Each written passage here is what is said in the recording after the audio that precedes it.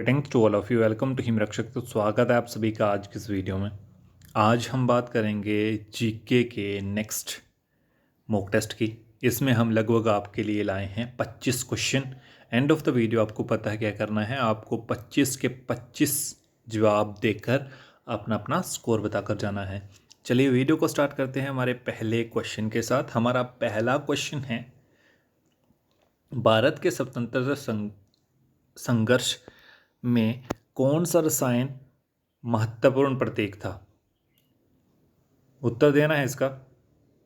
तो इस क्वेश्चन का सही जवाब है आपका सोडियम क्लोराइड। ठीक है, अभी आपको पता होगा कि जो आपका संघर्ष था, स्वतंत्रता का संघर्ष, ये कब से कब तक चला था। देखिए ये चला था आपका 1857 से लेकर 1947 तक। ठीक है, अब बात आती है किसने स्टार्ट करा था। सबसे पहले स्टार्ट करा था 34th इन्फेंट्री से संबंधित मंगल पांडे ने। ठीक है, मेरठ से स्टार्ट हुआ था, ये आपको याद रखना है। ठीक है, और कमल और रोटी इसका सिंबल था। नेक्स्ट बात आती है, जो वर्तमान की केंद्र सरकार है, इसके द्वारा कौन सा प्रोग्राम या प्लान है ये लॉन्च नहीं किया गया है।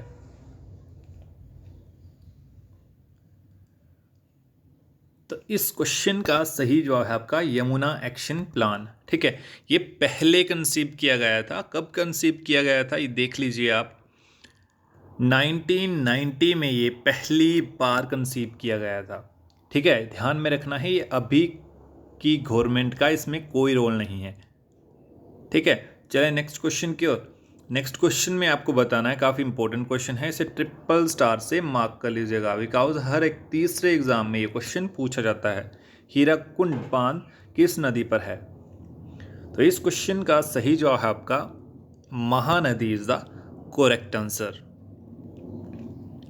नेक्स्ट क्वेश्चन में आपको बताना है, जब यह भारत में दोपहर IST तो ग्रीनविच लंदन में क्या समय हो रहा होगा, आपको बताना है, आपको पता होगा।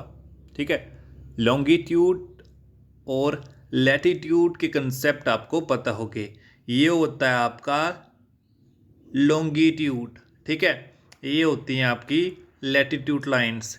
इन्हीं के कंसेप्ट पर ये टाइम आपको निकालना आना चाहिए, और आता ही ये क्वेश्चन कई बार एग्जामों में। ठीक है, मैंने पहली टर्म बोली है आपको लॉन्गिट्यूड। ठीक है, ऊपर जैसे खड़ी लाइनें हैं ये ना, खड़ी लाइनें, ये है आपकी लॉन्गिट्यूड। ठीक है, लॉन्गिट्यूड लाइन्स बोलते हैं इन्हें। और दूसरा मैंने बोला लैटिट्यूड। ठीक है, इसके पहले ही है लैटिट्यूड। ट्रिक रख लो याद, लेटी हुई लाइन्स, लेटी हुई लाइन्स मीन्स ये है, ये वाली लाइन लेटी हुई हैं, तो लैटिट्यूड। ठीक है, मैं खुद ऐसे लर्न रखता हूं, तो आप भी ऐसे लर्न रख सकते हो। लैटिट्यूड मीन्स लेटी हुई लाइन्स, लेटी हुई लाइन्स, लेटी हुई लाइन्स। ठीक है, ये लेटी हुई लाइन्स लैटिट्यूड, खड़ी लाइन्स लॉन्गिट्यूड। ठीक है, ये कंसेप्ट काफ़ी लंबा कंसेप्ट है, इससे टाइम आप निकाल सकते हो अलग अलग देशों का। ठीक है, तो इस क्वेश्चन का सही जवाब हो जाएगा C is the correct answer, 6.5। Next, Bharat में चांदी का सबसे बड़ा प्रमाण डैश में मिलता है। तो इस क्वेश्चन का सही जवाब है आपका हड़प्पा संस्कृति। ठीक है, हड़प्पा संस्कृति जो थी, आपको पता है किससे संबंधित है, ये कौन सी सभ्यता थी? ये थी आपकी सिंधु घाटी सभ्यता। ठीक है, इंडस वैली सिविलाइजेशन, सिंधु घाटी सभ्यता। इसे और क्या बोलते हैं? इसे बोलते हैं हड़प्पा सभ्यता भी इसे बोलते हैं। तीसरा नाम क्या है? कांस्य युगीन सभ्यता। ठीक है, कांस्य के युग वाली सभ्यता। ठीक है, हड़प्पा सभ्यता क्यों बोलते हैं? बिकॉज ये सबसे इंपॉर्टेंट और बड़ा नगर था यहाँ पर, ठीक है। सबसे इंपॉर्टेंट नगर जो था ये हड़प्पा था, इसलिए हड़प्पा सभ्यता भी इसे बोलते हैं। इसकी कब खोज हुई थी? 1921। किसने करी थी? दयाराम सानी ने, ठीक है। और क्वेश्चन भी आते हैं आपको। सेकंड, इसके स्थल का नाम है, सभ्यता के स्थल का नाम है मोहनजोदड़ो, ठीक है, मोहनजोदड़ो। इसकी कब खोज हुई थी? एक साल बाद 1922 में, ठीक है। बनर्जी ने करी थी, ये आपको ध्यान में रखना है नाम। इसके अलावा नाम आते हैं लोथल का। एक क्वेश्चन आता है कि मोहनजोदड़ो को और क्या बोलते हैं? इसे मृतकों का टीला भी बोलते हैं, माउंड ऑफ डेड भी बोलते हैं, ठीक है। ये आपको याद रखना है। लोथल जो स्थल था वो था आपका डॉकयार्ड, बंदरगाहों के लिए प्रसिद्ध था, ठीक है। ये ड्रोन कैमरा से खींची गई तस्वीर आप देख सकते हो। ये है आपकी इंडस वैली सिविलाइजेशन या आपकी हड़प्पा सभ्यता, ठीक है। ये आप देख सकते हो। नेक्स्ट है आपका क्वेश्चन है, code of conduct of political parties during election is prescribed by the, किसके द्वारा किया जाता है ये लागू? आपको जवाब देना है इसका। तो इस क्वेश्चन का सही जवाब है ECI, election commission of India, ठीक है, चुनाव आयोग। पहले ऑप्शन की बात आती है किस में, किस आर्टिकल में? 52 में है इसका जिक्र। अब बात आती है आचार संहिता क्या होती है। देखिए, आपको सिंपल सी डेफिनेशन याद रखनी है। ये ऐसे रूल्स होते हैं जिसमें चुनावों के दौरान नेताओं को ये रूल्स फॉलो करने होते हैं। जैसे आपका व्यवहार कैसा रहना चाहिए आपको, जैसे और भी अलग अलग अन्य रूल भी होते हैं। जैसे फॉर एग्जांपल, जैसे चुनाव का दिन है, चुनाव का दिन है, यहाँ पर वोटिंग हो रही है, तो आप अपना प्रचार जो है ना वो 100 मीटर से बाहर बाहर ही कर सकते हो। जैसे पोस्टर लगाते हैं या किसी के प्रमोशन करते हैं, तो ये भी आपका कोड ऑफ कंडक्ट के रूलों के तहत एक नियम है, ठीक है। नेक्स्ट क्वेश्चन है आपका, virus of bird flu is known as, इसे और क्या बोला जाता है? वर्ड फ्लू किससे होता है? मुर्गे से होता है, ये आपको ध्यान में रखना है। और क्वेश्चन सही है आपका। इस क्वेश्चन का जवाब है H5N1, H5N1, ठीक है। नेक्स्ट क्वेश्चन के चलें। नेक्स्ट क्वेश्चन है आपका, देख सकते हो आप, ये है आपका वायरस, नीले वाले आपके H5 हैं, ठीक है, और ये वाले आपके टावर जैसे ये है आपके N1, ठीक है। मुर्गे से होती है ये बीमारी। नेक्स्ट है, संसद या एक विधानमंडल सीट खाली होने की घोषणा कर सकता है यदि कोई सदस्य सत्र की अनुमति के बिना खुद को अब्सेंट या अनुपस्थित करता है। कितने दिन तक? वो सिंपल सा पूछा गया है कि कितने दिन ये बंदा जो है वो अब्सेंट रहे तो सीधा इसकी सदस्यता जो है वो खाली हो जाती है। कितने दिन अब्सेंट रहे? तो क्वेश्चन इसका सही जवाब है आपका B is the correct answer. 60 दिन लगातार ये एब्सेंट रहता है तो इसकी सदस्यता जो है वो खत्म कर दी जाती है। नेक्स्ट क्वेश्चन है आपका, कुरु महाजनपद की राजधानी कौन सी है? तो इस क्वेश्चन का सही जवाब है आपका second is the correct answer, Indraprastha. क्या बोला मैंने? Indraprastha is the correct answer. Total जनपद, टोटल महाजनपद क्या थे? टोटल महाजनपद क्या थे, कितने थे?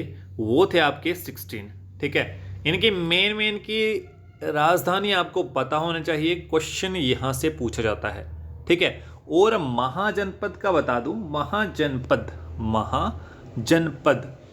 देखिए जब भी पूछा जाए ना कि जनपद का सिंपल सा अर्थ क्या होता है, जन मीन्स लोग, ठीक है। पद मीन पैर, ठीक है। फॉर एग्जाम्पल ये है कोई एरिया, ये है लोग, ऐसा एरिया जिसमें लोगों ने पहले पैर रखे हों और अन्य लोग भी इसे देखकर यहां पर रहना, खाना, पीना आदि स्टार्ट कर दें, ठीक है। ये वाला एरिया जो है वो बन जाता है जनपद, ठीक है। और एरिया भी जुड़ता जाए तो महा बड़ा जनपद बन जाता है। ये बेसिकली जनपद जो है वो एक प्रकार का एरिया होता है। फॉर एग्जाम्पल आप मैप के थ्रू समझ सकते हो। जैसे टोटल जो है वो 16 जनपद आपको बताए। ये हो गया आपका कंबोज वाला एरिया, कंबोज जनपद। राजधानी पूछी जाए तो रायपुर। फिर ये हो गया आपका गांधार जनपद, राजधानी पूछी जाए तो तक्षशिला। ये हो गया आपका हस्तिनापुर, इसकी राजधानी कुरु, या आप इंद्रप्रस्थ। कुरु की राजधानी हस्तिनापुर भी बोल सकते हो और इंद्रप्रस्थ भी बोल सकते हो, ठीक है। इसी प्रकार से सुरासेना, मथुरा, अवंती, उज्जैन, ठीक है। अशाका, पोटली, मगधा, पाटलिपुत्र, वृषि, वैशाली, ठीक है। अंगा, चंपा, मल्ला, खुशीनगर, ठीक है। कुसुम्बा, वत्सा, छेदी, सुकमती। ये आपको राजधानियां अच्छे से लर्न कर लेनी है। 16 की 16 राजधानियां आपको आनी चाहिए। इसमें नंबर जो है वो आपका नहीं जाना चाहिए, ठीक है, कट नहीं होना चाहिए एग्जाम में। The most abundant element in earth crust is, कौन सा सबसे प्रचुर तत्व पाया जाता है अर्थ क्रस्ट में? तो इस क्वेश्चन का सही जवाब हो जाएगा आपका silica is the correct answer, ठीक है। B is the correct answer. तो देख सकते हो आप इस स्लाइड में भी, ठीक है। नेक्स्ट है आपका, यदि ऑप्शन में देखिए, यदि ऑप्शन में आयरन होता या ऑक्सीजन होता तो ये होते, ठीक है। तो ऑप्शन में आप देख लीजिए, ऑप्शन में ना तो ऑक्सीजन है ना तो आयरन है। यदि ये दोनों होते ना तो ये दोनों बड़े होते और दोनों का ऑप्शन करेक्ट होता, ठीक है। तो ऑप्शन के अनुसार सबसे बड़ा 16 वाला है सिलिका, ठीक है। ध्यान में रखिएगा, गलत क्वेश्चन नहीं करना है आपको एग्जाम में, ठीक है। ध्यान से पढ़ लेना है पहले क्या पूछ रहा है वो, तो उसी प्रकार से आपको उत्तर देना होता है। Which of the following is not a kharif crop, kharif की फसल कौन सी नहीं है? तो इस क्वेश्चन का सही जवाब है जोवारले। नेक्स्ट है आपका, निम्नलिखित में से सिंधु घाटी में खुदाई की गई जिसमें से एक वाणिज्यिक और इकोनॉमिक विकास को इंगित करता है, कौन सा इंडिकेट करता है कॉमर्शियल और इकोनॉमिक डेवलपमेंट को? तो इस क्वेश्चन का सही जवाब है seals. Second is the correct answer. Next question है आपका, आपको बताना है gypsum is an ore of, कौन सा करेक्ट है आपका? तो इस क्वेश्चन का सही जवाब है आपका second is the correct answer, ठीक है। कैल्शियम का और है जिप्सम, ये देख सकते हो आप पिक्चर में, कैल्शियम ये होता है, ठीक है। इस प्रकार सा देखने को आपको मिल सकता है कैल्शियम, यदि आप लैब में, केमिस्ट्री लैब में चाहें तो, ठीक है। नेक्स्ट क्वेश्चन है, चूहों को मारने के लिए कौन सा प्रयोग किया जाता है? तो इस क्वेश्चन का सही जवाब है जिंक फॉस्फाइड, ठीक है। पिक्चर में देख सकते हो आप, ठीक है, जिंक फॉस्फाइड। सिकंदर का विरोध करने वाला भारतीय राजा पोरस पुरु से बिलोंग करता था ये। इसी प्रकार इसका नाम जो था वो पोरस था। लास्ट में ये दोस्त बन गए थे। ठीक है। रिकाउस क्या होता है कि जैसे सिकंदर ये है आपका पोरस और ये है आपका सिकंदर महान। ठीक है। जैसे इसने आक्रमण किया ना सिकंदर ने पोरस पर, यह आपका पोरस हार गया। ठीक है। बाद में ऐसे पूरा युद्ध खत्म हो गया तो सिकंदर यहाँ पर सिंहासन पर बैठ गया और पोरस को इसने शराब शुरू पी और पोरस को लाओ। ये बड़ा बोलता था पोरस कि मैं ऐसा हूँ या ऐसा हूँ, मुझे कोई नहीं हरा सकता, अब लाओ से। तो इसके सैनिकों ने पोरस को इसके सामने पेश किया। अब सिकंदर ने बोला कि अब बोल, क्या बोलता था कि तू कि महान है तू, तेरे को कोई नहीं हरा सकता। तो सिकंदर ने बोला कि अब तेरे साथ क्या किया जाए।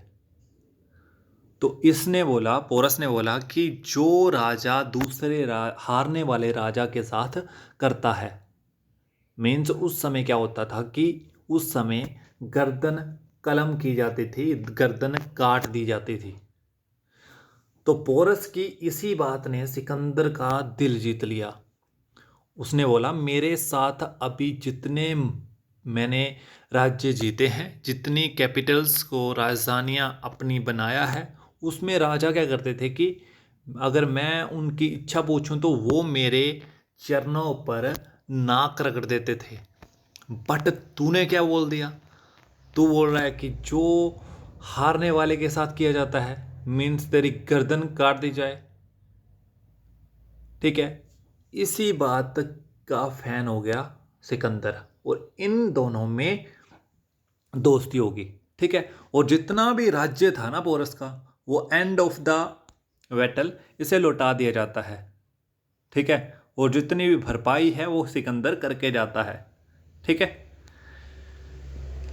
End of the battle in दोनों की दोस्ती हो जाती है, ये दोस्त अच्छे बन जाते हैं बाद में। ठीक है। ये कहानी थी इन दोनों की। देन बात करते हैं नेक्स्ट क्वेश्चन की। इसमें आपको बताना है which of the following is not an isotope of hydrogen.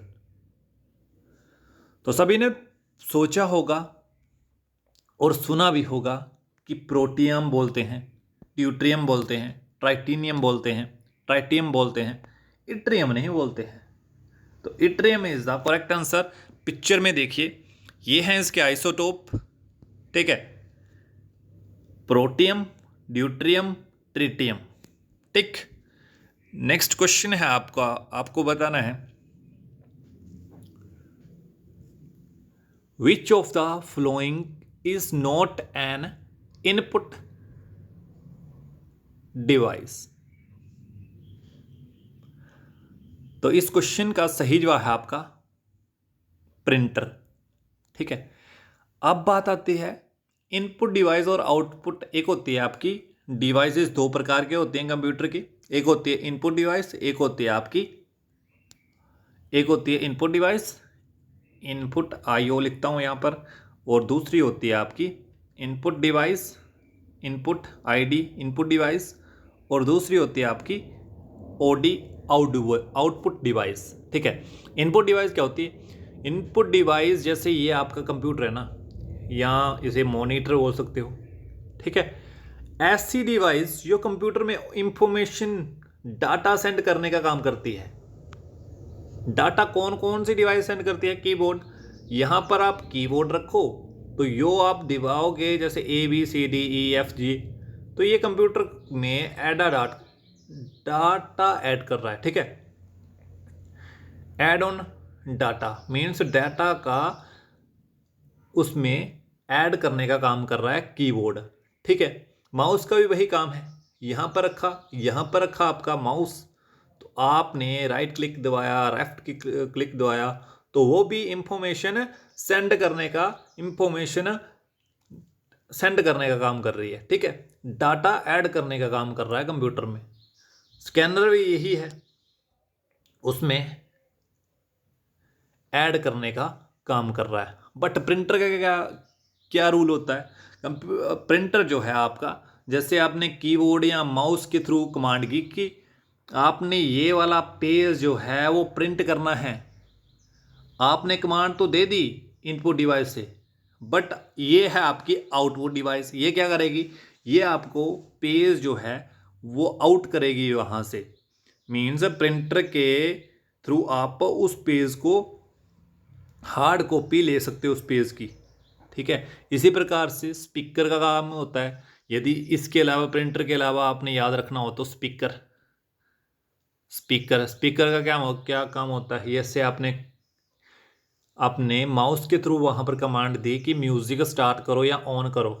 ठीक है, म्यूजिक ऑन करा तो स्पीकर आपको बाहर आउटपुट में क्या देगा? वो गाना सुनाई देगा आपको स्पीकर के थ्रू। तो ये हो गया आपका आउटपुट डिवाइस। ठीक है, यहां पर डेफिनेशन लिखी है। यदि आप इनपुट डिवाइस की बात करो तो ये है आपकी डेफिनेशन, और ये है आपकी कीबोर्ड हो गया, माइक्रोफोन हो गया, पेन ड्राइव हो गया, फिर आपका माउस हो गया। ठीक है, ये आपने याद रखना है। नेक्स्ट है आपका बुद्धा के सारथी का नाम बताइए, कौन थे? देखिए, बुद्धा का सारथी का नाम रखना है याद, तो याद रखो चन्ना। बुद्धा का सारथी कब बना था? देखिए, सभी को पता होगा इनकी कहानी, महात्मा बुद्ध की कहानी। क्या हुआ था कि ये छोटे थे ना, छोटे, जब इनका जन्म हुआ था तब इनके पिताश्री ने पंडित को बताया था कि इस मेरे बेटे की जो है जन्म पत्री तैयार करो। तो पिता को इसमें, ये पंडित थे, पंडित ने बताया कि ये बंदा जो है, ये आपका बेटा या तो राजा बनेगा या तो संत बनेगा। राजा बनेगा तो ऐसा महान राजा बनेगा कि इसके कंपेयर का कोई नहीं होगा, नहीं तो ये आपका पुत्र जो है ये बनेगा आपका संत। ठीक है, अब राजा परेशान हो गया कि दो तो ऑप्शन है, या तो राजा बनेगा या तो संत। ठीक है, यदि संत बन गया तो मेरा वंश खत्म हो गया। ठीक है, तो राजा ने क्या करा था कि ऐसे ये है राजा का महल। ठीक है, तो बुद्ध जी को इसमें अंदर ही रहना पड़ता था, हमेशा अंदर ही रहना पड़ता था। यहाँ पर इनके लिए पूरा सामान, जैसे कोई भी है फल फ्रूट, पूरी ऐश करवाई जाती थी इनको महल के अंदर। राजा का सिर्फ और सिर्फ एक ही नियम था कि मेरे बेटे ने महल के बाहर कदम नहीं रखना है। और भी एक निर्देश दिया गया था कि जितने भी बूढ़े हैं या बुजुर्ग हैं या ऐसी चीज़ें जो दुख का कारण है, वो मेरे बेटे के सामने नहीं आनी चाहिए कभी भी। बिकॉज इनको पता था कि पुजारी ने बोल दिया है कि तेरा बेटा संत बनेगा या तो राजा बनेगा। बिल्कुल राजा वाली फीलिंग इसके इर्द गिर्द घूमती हैं, नारियां, खाने वाले सामान, फिर कोई भी ऐश वाली कोई भी चीज़। ठीक है, राजा ने अंदर ही प्रोवाइड कर दी। ठीक है, बट एक ही रूल था कि तूने बाहर नहीं जाना है। देखिए, क्या होता है कि यदि हम किसी को कोई काम करने के लिए मना करें ना कि आपको ये नहीं करना है, फॉर एग्जांपल यहाँ कोई पिक्चर है, यदि आपको बोला, तीसरा बंदा बोले कि आपने यहाँ इस साइड नहीं देखना है, तो आपको अंदर से ये जिज्ञासा होगी कि ये मेरे को क्यों रोक रहा है, मैंने तो देखना है। आप कहीं ना कहीं कोई ना कोई बहाना बनाकर इस पिक्चर में क्या है ये देख ही लोगे। ठीक है, इसी प्रकार से बुद्ध के साथ होता है, राजा के साथ होता है, दोनों के साथ। ये क्या होता है कि इसे जिज्ञासा थी बुद्ध को कि बाहर क्या हो रहा है, बाहर तो मेरे को देखना है। मेरे पिताजी क्यों बोल रहे हैं कि बाहर नहीं जाना है, जहाँ बाहर कदम बिल्कुल नहीं रखना है। एक बार क्या होता है कि ये अपने मित्र चन्ना को बोलते हैं कि मेरे को महल के बाहर घुमा लाओ, मेरे को जो है महल में नहीं रहना है, बड़ी होगी भोग विलास, बड़ी होगी ऐश प्रस्ती, मेरे को महल में अब नहीं रहना है, मेरे को बाहर जाना है, मेरे को बाहर का दृश्य दिखाओ, मेरे को मदद करो मेरी महल से निकलने के लिए। तो इस चन्ना ने बुद्ध को सारथी बनकर जो है वो महल के बाहर ले जाते हैं। जैसे ही बाहर निकले, अपने रथ लेकर जैसे ही बाहर निकले, तो इनको मिल गया वही बूढ़ा व्यक्ति। बूढ़ा व्यक्ति मिल गया, ठीक है। बुद्ध ने अब चन्ना से पूछा कि ये क्या है, ऐसा व्यक्ति तो मैंने कभी देखा नहीं। अभी मेरी उम्र जो है वो इतनी हो गई है, 20-25 साल होगी, तो मैंने इस प्रकार का कोई व्यक्ति नहीं देखा महल में। इस व्यक्ति को ये ऐसे टेढ़ा टेढ़ा सा क्यों चल रहा है, ठीक है, क्यों चल रहा है ये टेढ़ा सा। तो चन्ना ने बताया कि ये व्यक्ति जो है वो कुबड़ की बीमारी से ग्रसित है, ठीक है। और आगे चले दोनों। अब ऐसा व्यक्ति देखा जो छुआछूत या किसी और बीमारी, ऐसी बीमारी जो लाइलाज थी, ऐसी बीमारी के साथ ग्रसित था और चिल्ला रहा था कि हाय राम, या कुछ भी वहां पर बोलते होंगे, ठीक है। अब चन्ना की फिर बारी आती है कि ये क्या है, इसे क्या हुआ। तो ये भी बीमारी के साथ ग्रसित है। तो बुद्ध बोलते हैं कि मैं भी ऐसा होऊंगा, मेरे को भी बीमारी होगी कोई। चन्ना बोलते क्यों नहीं, आप आदमी नहीं हो, आपको भी ऐसा बुजुर्ग व्यवस्था में गुजरना पड़ेगा, आपकी भी अवस्था आएगी ऐसी। तो फिर थोड़ा सा बैलगाड़ी को लेकर, घोड़ा गाड़ी को लेकर आगे जाते हैं। यहाँ पर एक शैया पर लेटाए मरा हुआ व्यक्ति को जलाने ले जा रहे थे। तब और दुख बड़ा हो गया कि ये कहाँ ले जा रहे हैं इस बंदे को। चन्ना ने बोला ये तो मर गया। बुद्ध ने कहा मैं भी मरूंगा। तो हाँ क्यों नहीं मरेगा, आप भी आदमी हो, आप कोई अमर हो। तो बुद्ध को समझ आया कि चन्ना को फिर इसने पूछा बुद्ध ने कि इस यदि मरण चक्कर से आज़ाद होना हो तो क्या किया जाए।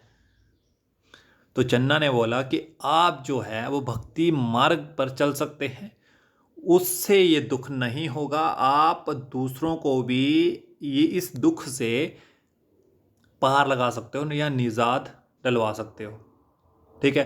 तभी से चन्ना ने इनका मार्गदर्शन करवाया और इन्होंने महल पर जाने से इनकार कर दिया कि अब मैं जो है वो महल नहीं जाऊंगा, मेरा जो है विज़न क्लियर हो गया है, मेरा लक्ष्य मेरे को पता है, अब मैं जो है वो भक्ति मार्ग पर ही चलूंगा। तब इन्होंने बौद्ध धर्म की स्थापना करी, ठीक है। तब बौद्ध धर्म अस्तित्व में आया, ठीक है।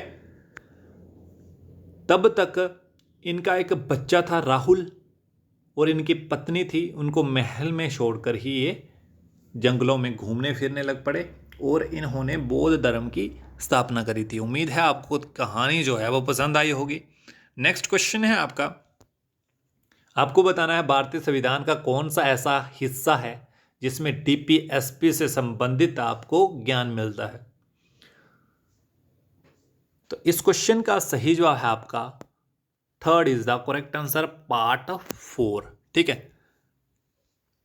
डीपीएसपी को आप 3 पार्ट्स में डिवाइड कर सकते हो, सोशलिस्ट, सामाजिक सिद्धांत, गांधी के सिद्धांत, गांधीयन प्रिंसिपल, ठीक है, लिबरल प्रिंसिपल, ठीक है। आर्टिकल 38 से लेकर 38, 39, 39A, 41, 42, 43, 43A, 47 ये हैं आपके सोशलिस्ट प्रिंसिपल। नेक्स्ट 40, 43, 43B, 46, 47, 48 ये हैं आपके गांधीयन, मीन्स गांधी से इंस्पायर प्रिंसिपल। नेक्स्ट 44, 45, 48, 48, 48A, 49, 50, 51 ये हैं आपके लिबरल प्रिंसिपल। पार्ट इसके 3 पार्ट हैं और 36 से 51 तक DPSP के बारे में बताया गया है। नेक्स्ट क्वेश्चन है, सबसे प्रसिद्ध कुषाण शासक का नाम बताना है।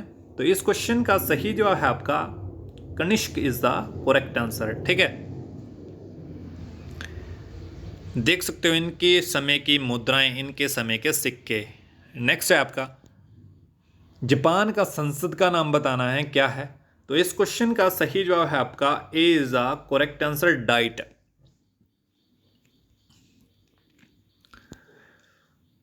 जामिनी रॉय वाज ए फेमस, क्या थी ये। तो इस क्वेश्चन का सही जवाब है पेंटर। ये एक पेंटर थी, सॉरी थे। ठीक है, नेक्स्ट क्वेश्चन है आपका, आपको बताना है पानीपत का पहला युद्ध किसके और किसके बीच में हुआ था। तो इस क्वेश्चन का सही जवाब है आपका अपने बाबर और इब्राहिम लोधी। कब हुआ था? 1526। ठीक है, अब आपको कमेंट बॉक्स में यह बताना है पानीपत का दूसरा युद्ध किस वर्ष में हुआ था और तीसरा युद्ध किस वर्ष में हुआ था। हो सके तो इनके विरोधियों के नाम भी बता देना। ठीक है, ये हुआ था आपका पानीपत का पहला युद्ध, पानीपत में हुआ था। ठीक है, तो ये थी ये वीडियो। तो अभी के अभी कमेंट बॉक्स में बताओ कि आपका स्कोर क्या रहा है, कहानी सुनने में मज़ा आया या नहीं आया, तो ये भी आपको बताना है। तो यदि आपको मज़ा आया तो ऐसा नॉलेज आपको और भी फ्रेंड के साथ शेयर करना चाहिए। इस वीडियो को ज़्यादा से ज़्यादा बच्चों में शेयर करना आपका काम है। मेरा इंफॉर्मेशन प्रोवाइड करना आप तक होता है कि आप तक पहुंचे, और आप सभी का काम होता है कि इस वीडियो को, इस इंफॉर्मेशन को ज़्यादा से ज़्यादा स्टूडेंट में शेयर करें, ताकि आपका हिमरक्षक परिवार जो है वो अधिक से अधिक दिन प्रतिदिन ग्रोथ करता रहे। तो इस वीडियो में बस इतना ही। यदि आपको ऐसी वीडियोस पसंद आ रही हैं तो आप इस वीडियो को एक लाइक कर सकते हैं, बिकॉज आपके एक लाइक से हमें मोटिवेशन मिलता है। वीडियो को ज़्यादा से ज़्यादा बच्चों में शेयर करें, बस इतना ही चाहता हूँ। मिलते हैं नेक्स्ट वीडियो में, तब तक आप खुश रहिएगा, पढ़ते रहिएगा। धन्यवाद। जय हिंद, जय हिमाचल।